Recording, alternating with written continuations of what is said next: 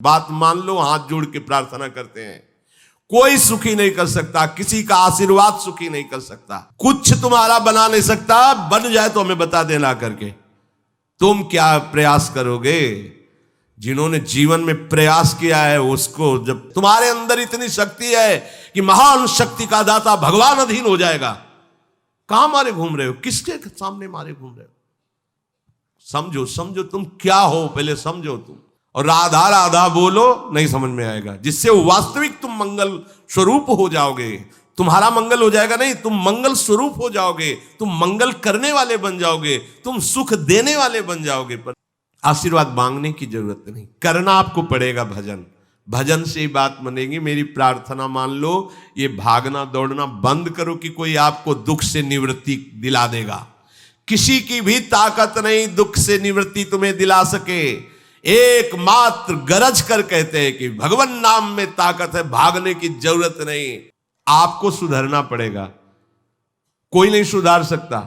तुम्हारे हृदय में भगवान बैठे, फिर भी तुम दीन दुखी और दुख पा रहे हो ना, यही चिंतन करो भगवान का, तो शांत हो जाओगे। बाहर कहीं भी जाओ, अगर यहां से अशांत हो तो कहीं शांत नहीं होगे। कल डायलिसिस में बड़े बड़े विचार करें तो हो, कितने कृपालु भगवान हैं। कृपा करके उन्होंने मार्ग दे दिया। नहीं, मार्ग नहीं मिलता, मार्ग नहीं मिलता। पूरा जीवन ऐसे ही गफलत में निकल जाता है। हम तुम्हें शक्तिपात करते हैं। अरे राम राम बोलो, कृष्ण कृष्ण बोलो, राधा राधा बोलो, इससे बड़ी शक्ति कुछ नहीं। तुम्हें किसी के आंख में आंख मिला के शक्ति लेने वाली बात नहीं है। राधा लिखो, उसी का ध्यान करो, उससे देखो तुम्हारे अंदर कितना पावर आता है। वो है पावर। यहां मरण धर्मा शरीरों में शक्तिपात, इनमें शक्तिपात। अरे दिव्य चिदानंद शक्ति हृदय में बैठा है भगवान। तुम्हारी दृष्टि गई वहां? अरे तू खुद चिदानंद स्वरूप है, तेरी अपने में दृष्टि गई, भागा घूम रहा है, माया घूम रहा है। पागल आदमी, पागल। कोई मुझे सुखी कर दे। अरे सुख तेरा स्वरूप है, तेरे अंतर में, कहां भागा घूम रहा है? कौन सुखी करेगा? जिसको तू समझता है सुखी कर देगा, वो खुद सुख से बाहर है। सुख क्या क्षेत्र है, समझ में नहीं आता। बुरा लगेगा, बात समझ लो। किसी का आशीर्वाद, किसी का शक्तिपात, किसी का कुछ तुम्हारा बना नहीं सकता। बन जाए तो हमें बता देना करके। तुम क्या प्रयास करोगे? जिन्होंने जीवन में प्रयास किया है उसको जब तब समझ में है कि ये तो भगवान कह रहे हैं, अर्जुन अपने आप अपना उद्धार कर। सामने खड़े हैं भगवान। बात समझ में नहीं आ रही? तुम्हारा कोई उद्धार कर देगा, तुम्हारा कोई कल्याण कर देगा, किसी का आशीर्वाद तुम्हारा मंगल कर देगा। भूल जाना है सब बातें। कृष्ण कृष्ण कहो, राधा राधा कहो, किसी के आशीर्वाद की जरूरत नहीं है। इस राधा नाम से जो शक्ति तुम्हारे अंदर आएगी वो ऐसी चिदानंदमयी होगी, किसी के सहयोग की जरूरत। तुम्हें शक्ति चाहिए, हम कह रहे हैं ऐसा करके देखो, ना मिले तो हमें बताना आके। कोई गंदा भोजन मत करना, पराई बहन बेटियों के प्रति दोष दृष्टि बेविचार मत करना, मांस मत खाना, जुआ मत खेलना, चोरी मत करना। और लिखो सामने राधा नाम, और भावना करो कि राधा नाम से तेज निकल करके हमारे आंखों में समा रहा है, हमारे हृदय में समा रहा है। आप देखो, अनुभव करके देखो, हम आपको बताते रहे। करो, गंदे आचरण करो, पापाचरण करो, तुम्हें कोई शक्ति पा दो। अरे सर्वशक्तिमान भगवान यहाँ छाती में बैठे, यहां बैठे, कुछ नहीं बन पा रहा है। तुम जब तक उनका चिंतन नहीं करोगे तब तक कुछ है। तुम्हारे अंदर इतनी शक्ति है कि महान शक्ति का दाता भगवान अधीन हो जाएगा। कहां मारे घूम रहे हो? किसके सामने मारे घूम रहे हो? समझो, समझो तुम क्या हो, पहले समझो तुम भगवान के अंश हो। अब तुम्हें कोई शक्ति नहीं दे सकता, क्योंकि तुम स्वयं शक्ति स्वरूप हो। तुम अपनी शक्ति को पहचान ही नहीं, भगवान के बच्चे हो तुम। तुम्हें किसी से भीख मांगने की जरूरत है? बस भूल गए अपने स्वरूपों को। ये व्यवहार है, हाथ रखना, प्रणाम करना, नमस्कार करना, ये एक व्यवहार है। परमार्थ है हृदय देश में भगवान का चिंतन करना। ये बात कम समझ में आएगी, क्योंकि आजकल लोगों को स्वयं में साधना करने की बात नहीं आती। तुम जंतुर बना दो, 5 लाख का घोषित कर दो, 5 लाख आ जाएंगे और उनको विश्वास दिला दो कि इस जंतुर से तुम्हारा शनिचर नष्ट हो जाएगा और बढ़िया रुपया आने लगेगा, अलवा भी भीड़ लग जाएगी। और राधा राधा बोलो, नहीं समझ में आएगा। जिससे वास्तविक तुम मंगल स्वरूप हो जाओगे, तुम्हारा मंगल हो जाएगा नहीं, तुम मंगल स्वरूप हो जाओगे, तुम मंगल करने वाले बन जाओगे, तुम सुख देने वाले बन जाओगे। पर समझ में नहीं आता, सत्य मार्ग किसी की समझ में नहीं आता। कोई बिरला ही होता है सत्य मार्ग पर चल दे। आप लिखो अपने सामने राधा और ऐसा भावना करो और हमें बताना। आप यह माइक से कह रहे हैं, बताना आप आके कि आपको क्या अनुभव हो रहा है। अगर आप बुरे आचरण करोगे तो हम फिर नहीं बात कहते। आप जैसे कह रहे हैं वैसे चलो, सालों की बात नहीं करें, कुछ दिनों में आपको आभास होने लगेगा कि मेरे अंदर क्या आ रहा है। बस लिखो सामने राधा नाम और भावना करो कि जैसे सूर्य तेजों में किरणें फेंकता है, ऐसे राधा नाम से किरणें आ रही और हमारे अंदर सामर्थ्य बढ़ रही। भावना करो तो आपको अनुभव में आने लगेगा। सत्य वस्तु की तरफ चलो, सत्य मार्ग की तरफ चलो, भ्रम में मत भटको।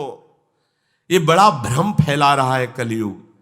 प्रभु के नाम से, प्रभु के रूप से, प्रभु के धाम से, प्रभु की लीला से, प्रभु से बिलक करके आज तक किसी का सुख हुआ हो तो बता देना।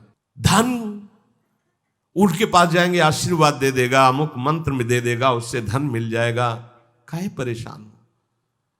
लक्ष्मी जिनके चरणों को सहलाती रहती वो श्री हरि है। जो इच्छा करी हो मन माही, हरि प्रसाद कुछ दुर्लभ नाही।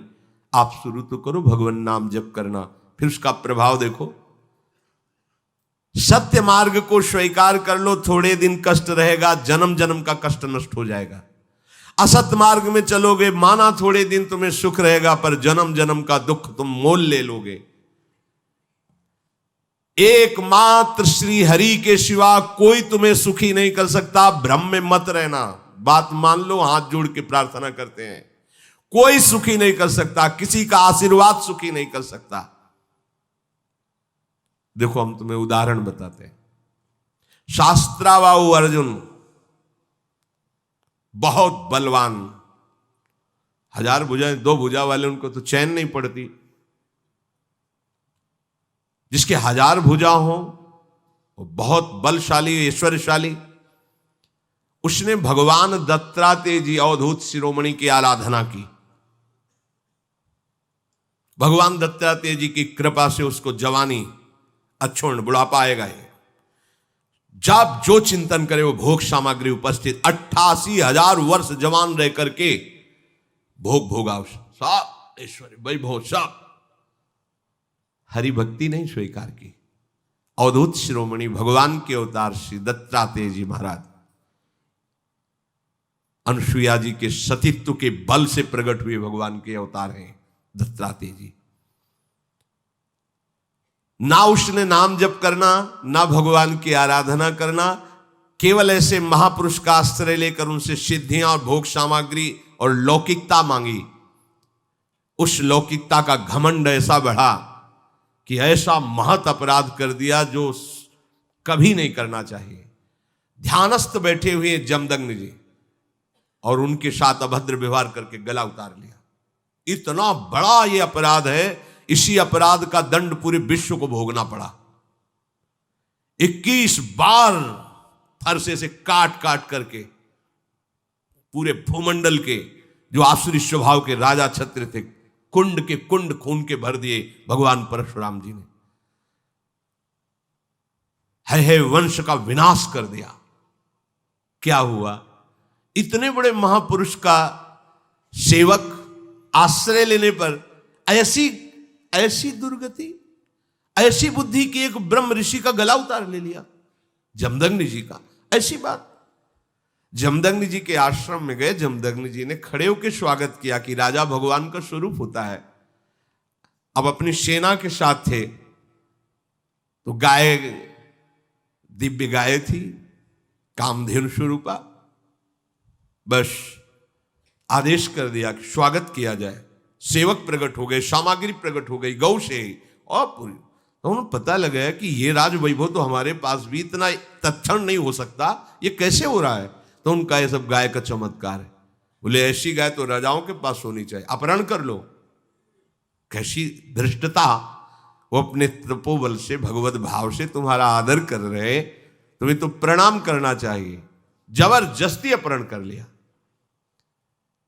इतना द्वेष बढ़ गया कि गर्दन उतार दी जमदग्नि जी की। परिणाम में क्या हुआ? हम ये समझा रहे कि किसी का आशीर्वाद तुम्हारा मंगल नहीं कर सकता, और साधु महात्मा तो भगवान का आश्रय लेकर, संत महात्मा ये तो भगवान के अवतार है दत्तात्रेय जी, इनका संग, इनकी सेवकाई और इनकी कृपा।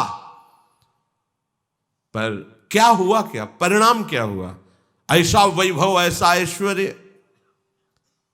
एक दिन नर्मदा में खेल रहा था शास्त्रावा अर्जुन, ऐसे भुजाएं उल्टा नर्मदा, दिग्विजय करने के लिए दशानन रावण शिविर लगा था, डूबने लगा। बोले ऐसे उल्टा बाढ़ कैसे आ गई? बोले वो शास्त्रावा अर्जुन स्त्रियों के साथ जल केली कर रहा है, ऐसे कर दिया तो पूरी धारा बंद हो गई। कैसा है शास्त्रावा अर्जुन? रावण भी चलत दशानन डोलत। सामने गए तो जैसे कोई खिलौने को पकड़ ले, ऐसे पकड़ लिया रावण को, घुड़साल में जाके बंदी बना के डाल दिया। दिग्विजय करने पुलस्त्य ऋषि आए, प्रार्थना की, तब शास्त्रावा अर्जुन ने उसे छोड़। इतना बलशाली। परिणाम क्या हुआ? अगर आप लोगों को लगता है किसी के हाथ रखने से, किसी के आशीर्वाद से कुछ काम बन जाता है, भूल मत करना। राधा राधा राधा राधा सब बात बन जाएगी, संशय मत करना। भजन ना करने पर संत महापुरुषों की कृपा भी होगी तो उसका परिणाम क्या होता देख लो ना आप। और अगर भजन कर रहे हो तो वास्तविक संत महापुरुष की कृपा के अधिकारी बन जाओगे। आशीर्वाद मांगने की जरूरत नहीं है। इतने अव्यक्त महापुरुष हैं, वो अपने आप आपको निहाल कर देंगे। मान लो कहीं से भी प्रकट हो जाए, कहीं से भी। ये दिव्यता का अनुभव तभी होता है जब आश्रित होकर भजन करोगे तो बड़े बड़े दिव्य महापुरुष आने लगते हैं और अपना परिचय बताते हैं। मैं अमुक ऋषि हूं, मुझे अमुक नाम से संबोधन किया जाता है, आप ऐसा करो, आप ये जपो, आप ये सावधानी रखो, वो सब बता जाते हैं। आशीर्वाद मांगने की जरूरत नहीं, करना आपको पड़ेगा भजन। भजन से ही बात बनेगी। मेरी प्रार्थना मान लो, ये भागना दौड़ना बंद करो कि कोई आपको दुख से निवृत्ति दिला देगा। किसी की भी ताकत नहीं दुख से निवृत्ति तुम्हें दिला सके। एकमात्र गरज कर कहते हैं कि भगवान नाम में ताकत है, भागने की जरूरत नहीं। सदा सदा के लिए दुख का नाश हो जाएगा। करो, जप करो। जब ऐसी बात करो तो फिर प्रश्न आते हैं कि भजन में मन नहीं लगता और सेवा में रुचि नहीं है, तो नरक की तैयारी कर लो भैया। सीधी बात है, मुंह चुपरी बात नहीं। भजन नहीं करोगे, भगवत सेवा नहीं करोगे, मनमानी आचरण करोगे तो उसके लिए फिर व्यवस्था अलग, दंड विधान है। आपको भजन करना पड़ेगा, आपको सुधरना पड़ेगा। कोई नहीं सुधार सकता। तुम्हारे हृदय में भगवान बैठे फिर भी तुम दीन दुखी और दुख पा रहे हो ना, तो किसका और तुम सहारा लेना चाहते हो? जब भगवान बैठे हैं हृदय में फिर भी तुम्हारा मंगल नहीं है, फिर भी आनंद नहीं है, तो उसमें कमी क्या है? तहां वेदस कारण राखा, भजन प्रभाव संत श्रुति भाग। भजन भजन, राधा राधा राधा राधा राधा, देख लो करके आप करो तो यही तिजोरी खुल जाएगी, यही हृदय में ही। ऐसी संपत्ति है प्यारे, निहाल हो जाओ। ये कोई संपत्ति है बाहर की? अरे अभी तो तुम्हें संपत्ति का परिचय ही नहीं मिला है। ये संपत्ति है कूड़ा करकट, इसे संपत्ति समझते हो? संपत्ति जब खुलेगी तो नाच पड़ोगे। अभी तिजोरी में चाबी लगाओ नाम की, राधा राधा राधा। जब परम धन खुलेगा हृदय से, निहाल हो जाओगे। सतरति सतरति सा लोकांतारयति। विश्वास करो, अपना घर श्री वृंदावन धाम है। प्रिया प्रीतम हमारे स्वामी हैं, उनसे बिछुड़ गए, संसार में भटक गए, अब फिर हमें जगाया जा रहा है। सो मत, जगो और अपने घर आओ। जन्म जन्म की थकान मिट जाएगी जिस समय लाडली लाल अपने चरणों में हमें पड़ा देखकर उठाएंगे ना। जन्म जन्म की थकान, और इनके बिना थकान मिटने वाली नहीं।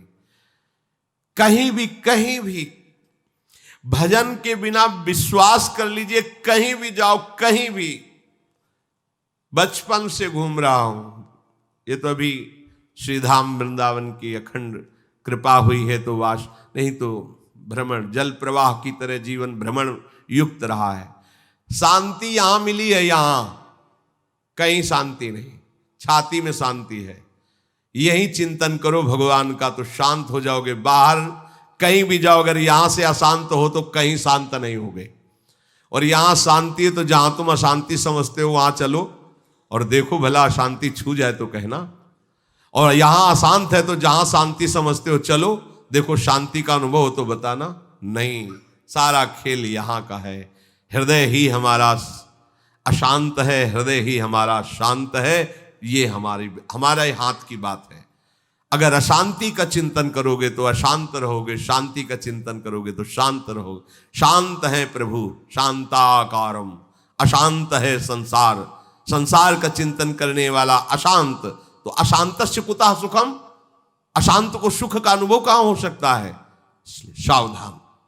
जो मनुष्य ब्रह्मा के 1000 चतुर्युगी वाले एक दिन को और 1000 चतुर्युगी वाली एक रात्रि को जानते हुए मनुष्य ब्रह्मा के दिन और रात्र को जानने वाले कहे गए हैं। ये जानने के लिए इसलिए भगवान संबोधन कर रहे हैं कि ब्रह्मा की भी एक सीमित आयु है, इसके बाद वहां भी सब नष्ट हो जाएगा, ब्रह्मलोक भी नष्ट हो जाएगा, ब्रह्मा भी अंतर्ध्यान हो जाएंगे। ये जानने का तात्पर्य कि सब नाशवान। थोड़ा ज्यादा उम्र उनकी है, अपनी थोड़ा कम है। 1000 चतुर्युगी वाली एक रात्र, 1000 चतुर्युगी वाला एक दिन ब्रह्मा का कहा जाता है। समय का यहां वर्णन करते हैं। परमाणु सबसे छोटा हिस्सा, परमाणु। जब 2 परमाणु मिलते हैं तो उसे एक अणु कहते हैं। और जब 3 अणु, समझो, जब 2 परमाणु मिलते हैं तो एक अणु कहते हैं। और जब ऐसे 3 अणु मिलते हैं तो उसे त्रिसरेणु कहते हैं। जो झरोखे में सूर्य की किरण आ रही हो उसमें देखो छोटे छोटे उड़ते दिखाई देते हैं, उसे कहते हैं त्रिसरेणु। और जो 3 त्रिसरेणुओं के पार करने में सूर्य जितना समय लगाते हैं उसे त्रुटि कहते हैं।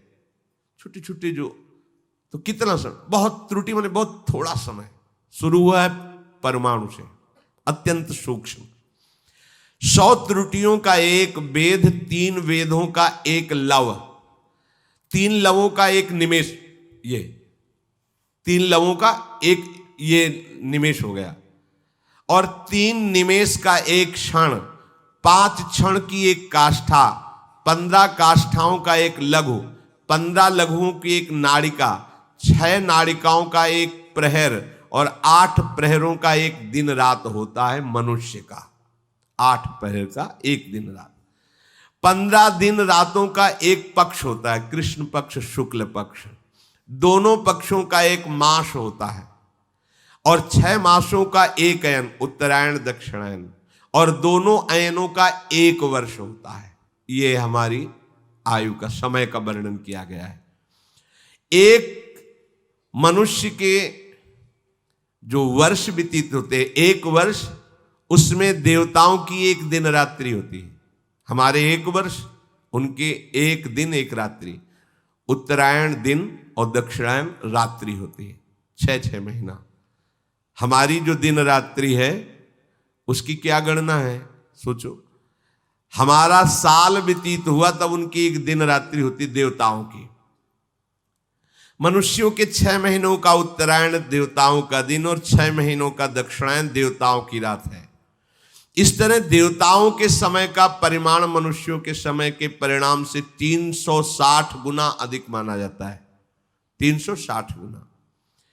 इस हिसाब से मनुष्यों का 1 वर्ष, देवताओं की 1 दिन रात, मनुष्यों के 30 वर्ष, देवताओं का 1 महीना, और मनुष्यों के 360 वर्ष, देवताओं का एक वर्ष।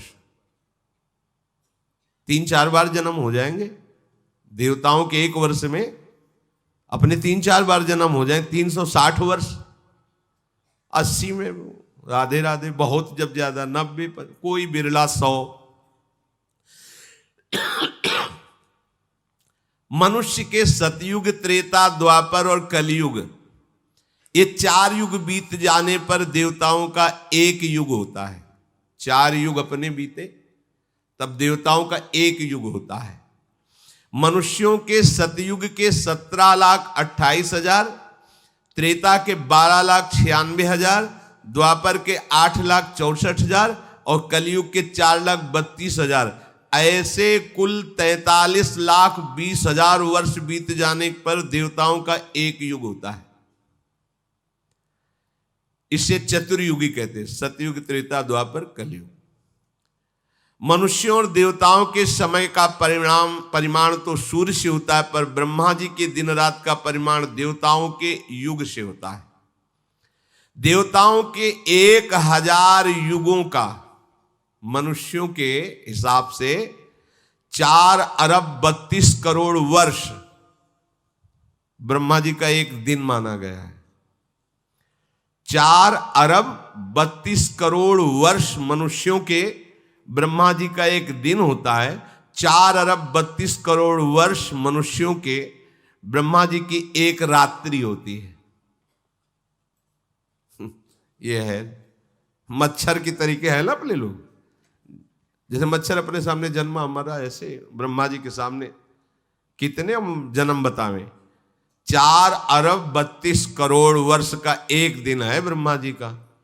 हम कितने बार मरते जीते होंगे उनके दिन भर में, और रात भी इतनी बड़ी है। ब्रह्मा जी के इसी दिन को सर्ग या कल्प कहते हैं, रात को प्रलय कहते हैं। ऐसे 100 वर्ष की आयु ब्रह्मा जी की है। ब्रह्मा जी को भी पधारना पड़ेगा, ब्रह्मलोक भी भस्म हो जाएगा, नष्ट हो जाएगा, बचा क्या।